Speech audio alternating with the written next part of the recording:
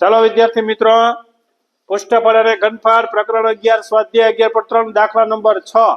તો દાખલા number 6, લંબવૃત્તીય શંકુનું ઘનફળ 9856 centimetre ઘન. અહીંયા મિત્રો આપણે ઘનફળ આપેલું છે. પાયાનો વ્યાસ પણ આપણે 28 સેન્ટીમીટર આપ્યો છે. કોનો? તો કે શંકુની વ્યાસ આપ્યો છે. તો શંકુની ત્રિજ્યા આપણે મેળવવી પડશે, એ પણ આપણે મળશે.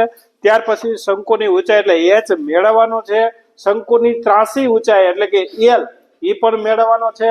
અને શંકુની વક્ર સપાટીનું ક્ષેત્રફળ એટલે કે પાય r l એ પણ આપણે મેળવવાનું છે. તો ચાલો પહેલા જોઈએ. તો શંકુનો વ્યાસ આપ્યો છે. શંકુનો વ્યાસ બરાબર 28 સેન્ટીમીટર. તો શંકુની ત્રિજ્યા બરાબર, સૂત્ર યાદ હોવું જોઈએ, વ્યાસ ભાગ્યા 2 એટલે કે 28 ભાગ્યા 2 બરાબર 14 સેન્ટીમીટર. એક શંકુ બનાવો આપણે.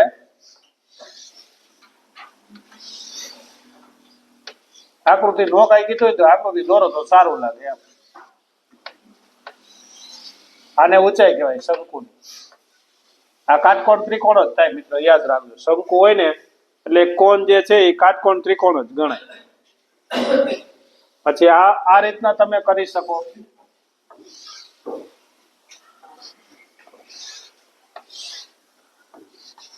આ પણ એક ટોપિક છે. આ ઊંધો કોણ, આ પણ એક શંકુ છે, બરાબર છે. એની ઉપર બે સાઈડ હોય, બે શંકુ ટાઈપ જ છે. તો હવે આની ઉપર આપણે જોઈએ તો આ તિર્યક ઊંચાઈ છે. આ યાદ રાખજો. આને તિર્યક એટલે યાર આકૃતિ આવે ને, તિર્યક એટલે કે યાર આ જે છે એ તિર્યક ઊંચાઈ છે. આ કર્ણ પણ કહેવાય. જો અહીંયા કાટકોણ થઈ ગયું. તો આ જે છે એ યાર આ h અને આ જે છે ને યાર આ ખબર હોવી જોઈએ આપણે. l r અને h આની અંદર પણ એ જ થાય. આ ઊંચાઈ, આ તિર્યક, આયા કાટકોણ થાય અને આ ત્રિજ્યા. બે આકૃતિ બરોબર છે. આ કોણ છે, આ એક કોણ છે, આ ઊંધું, આ ઉપર કોણ છે, એટલે આ શંકુ ટાઈપ. ચાલો હવે આપણે જોઈએ. શંકુની ત્રિજ્યા મળી ગઈ, બરોબર છે, એટલે કે r મળી ગયો. r બરાબર 14 સેન્ટીમીટર. શંકુની ઊંચાઈ મેળવવાની છે. તો શંકુનું ઘનફળ, તો શંકુનું ઘનફળ બરાબર 1/3 પાય r વર્ગ h. આની ઉપરથી આપણે h મળશે. ઘનફળ આપણે આપી દીધું, જો 9856 બરાબર 1/3 પાય ની કિંમત 22/7. r હમણાં જ તમે મેળવ્યું 14 કાંઈ ન હોય તો 1. હજી એકવાર 14 કાંઈ ના હોય તો 1. શું કામ? તો કે વર્ગ છે. h ને બનાવો કરતા, બસ એ જ આપણે મેળવવાનું શંકુની ઊંચાઈ. પછી l મળશે. એકદમ સરળ છે. 9856 આ ભાગાકારમાં છે ને ગુણાકારમાં લઈ લો. એક ને લેવાની જરૂર નથી. 22 × 14 × 14 અને r ને h ને બનાવો કરતા, h આપને મળશે.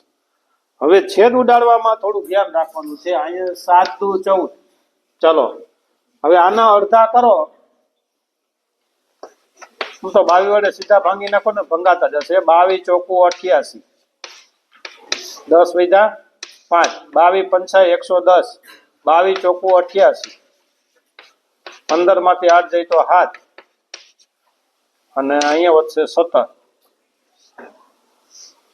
12 બાદ કરી અને 22 8 8 16 વધી 8 16 17, 22 8 176, 22 8 એટલે કે 448.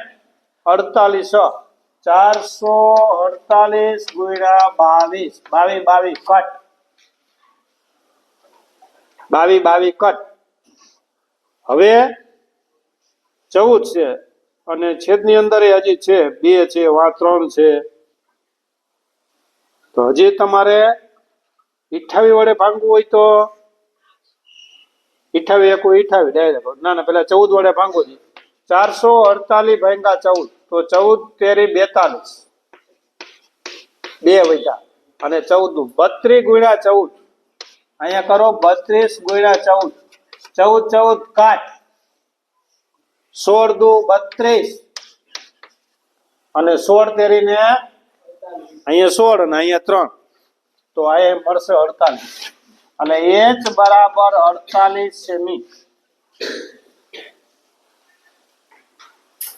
h બરાબર 48 સેન્ટીમીટર. બસ ને, બીજું કઈ છે નહીં. સેન્ટીમીટર હોય તો સેન્ટીમીટર.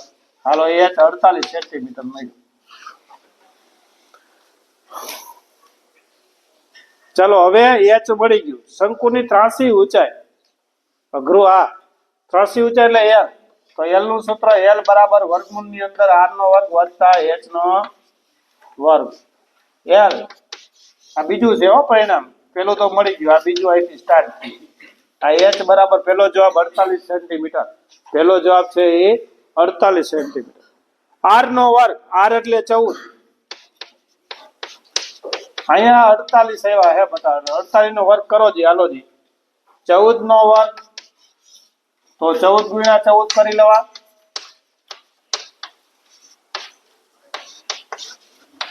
196. 48 તો 48 નો વર્ગ કરી લેવો. 8 ચોક 32 ના 2 વધી પડી 3, તો કે હોલ 3 19. 8 4 32, 88 તો 8 ના 4 વધી પડી 6. 8 ચોક 32, 32 6 38. અહીંયા 4 8 ને 2 10 વધી પડી 1, 9 ને 10 13 નો તગડો વધી પડી 1. 2304. 48 ગુણ્યા 48, 48 નો વર્ગ 2304. 48 નો વર્ગ 2304. 48 નો વર્ગ 2304. ઈ કરો સરવાળો બંનેનો.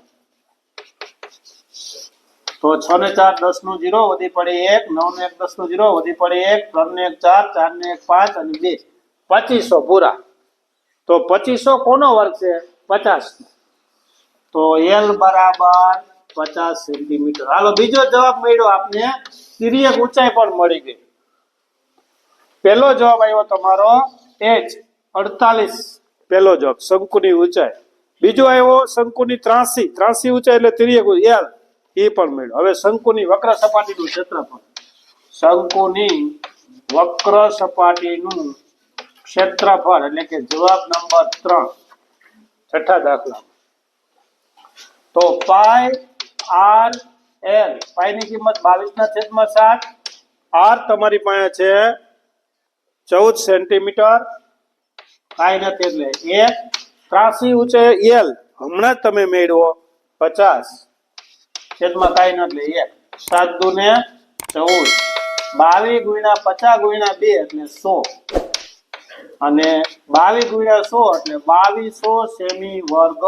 અહીંયા ઘન નથી, જોજો, એટલે વર્ગ, કારણ કે વક્ર સપાટીનું ક્ષેત્રફળ. તો શંકુની વક્ર સપાટીનું ક્ષેત્રફળ 2200 સેમી વર્ગ થશે.